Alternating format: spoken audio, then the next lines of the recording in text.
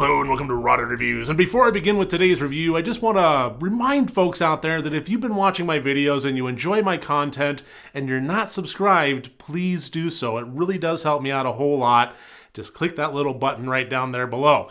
But getting into things today, I came across this movie kind of last minute and I decided to just go ahead and take a gamble on it. The poster art looked kind of interesting, and I'm referring to the 2021 movie Concrete Savanna. This was actually just released yesterday, and I went ahead and rented it on Vudu, and, well, unfortunately, I'd have to say, to let the cat out of the bag, it really wasn't worth the rental fee that I paid. Written and directed by Josh Mitten and Matthew Pye, the summary of this film is, well, hang on one second.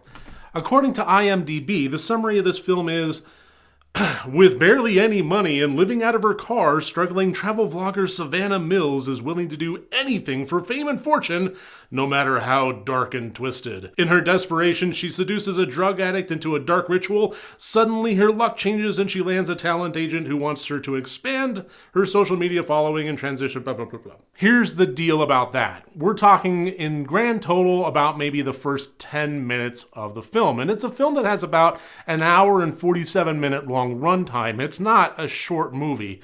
So we're really only talking about a small fraction of what this movie actually contains. And unfortunately, that one little segment as far as the drug addict and the dark ritual and so forth, it's pretty much glossed over, but even so, it was about the most interesting part of the movie. It really just kind of goes downhill from there.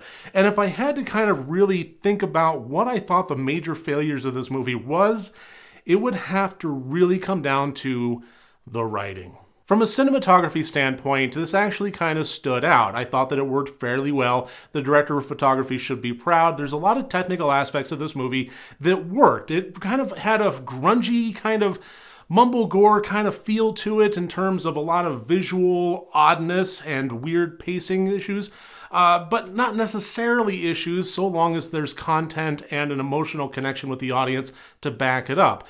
And unfortunately, there just wasn't with this. And again, I really think that comes down to the writing. First of all, as far as the writing goes, with the plot level aspects of this film, it's just kind of all over the place.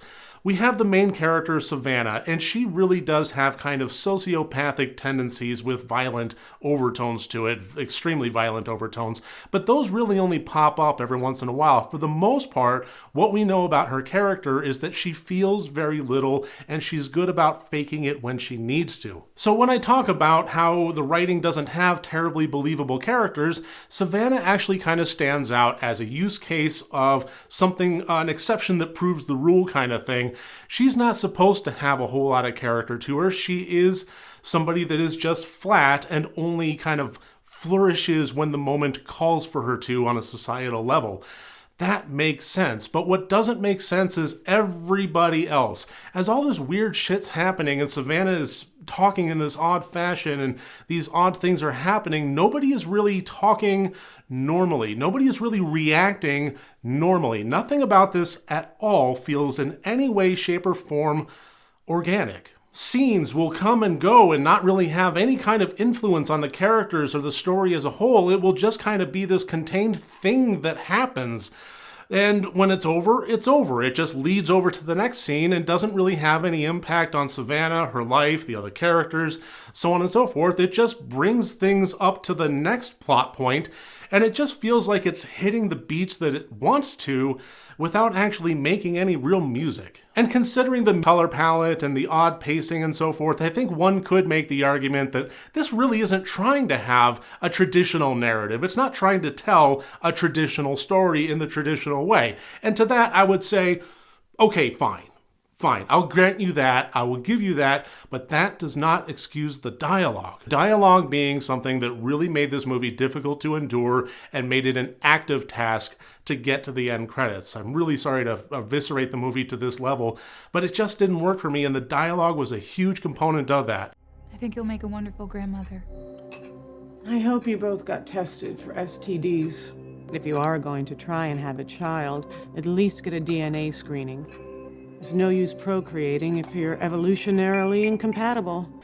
None of the characters were saying any words that felt natural. Everybody was talking in a manner that felt very sterile, very forced. It was almost like listening to two lawyers talking to one another from across the table trying to come to an agreement, except that this is just casual conversation between two people having dinner. Or a daughter talking to her mother, and everything is so odd. Everything is, like I said, just very sterile, very stiff. You know, calling this concrete Savanna almost felt apt because it felt like everybody was kind of acting their way through wet concrete. Everything just really felt constrained and tight, and nobody was actually loose and enjoying the moment and having good dialogue and riffing on one another. It was just poorly written, and I don't want to say that it was poorly acted because honestly, I don't think there was a whole lot of bad performances in this, but I can't imagine any good acting actually selling the dialogue that was presented. So if actors were forced to stay on script without any level of improv to it, and I don't know for a fact that it was, I'm just saying that if they were stuck to the script, then I don't know how they could possibly sell it realistically. The real failure of this movie is the writing, and I think in every sense, even if one could make that argument about mumblegore and pacing and so on and so forth and nonlinear storytelling, it doesn't excuse the dialogue. And for a movie that's an hour and 47 minutes long and relies so much on dialogue, that is a huge, huge part of it. And so ultimately, I wound up watching a movie that was an hour and 47 minutes long and felt a whole lot longer. If we're going to have a film about a sociopathic character, obviously that's not somebody that we're really going to be wanting to have as our protagonist, latch onto them, so on and so forth. So in a case like that, I would say that the real effort would come down to writing sympathetic characters around them and having them follow throughout the movie and so on. And by having it so staggered and so stuttered with non-connected scenes and then having the dialogue be so stilted, there was no connection with anybody at any time. And so while I will say that this movie in no way, shape, or form winds up in the bottom dreck of some of the most terrible films I've seen on this channel, it really doesn't elevate itself to the point in which it's something that I would recommend. I would almost actively dissuade anybody from watching it, at the very least until it winds up something that's free with ads on Tubi TV, anything like that. Maybe it's worth a shot. But while it's available right now for rental or purchase, I would honestly say save your money. So that should about do it. That's my review of Concrete Savanna. Thank you so much for joining me here today. I really look forward to seeing you on my next review. Remember, next time you want to watch a horror movie, first make sure that it's good and rotted.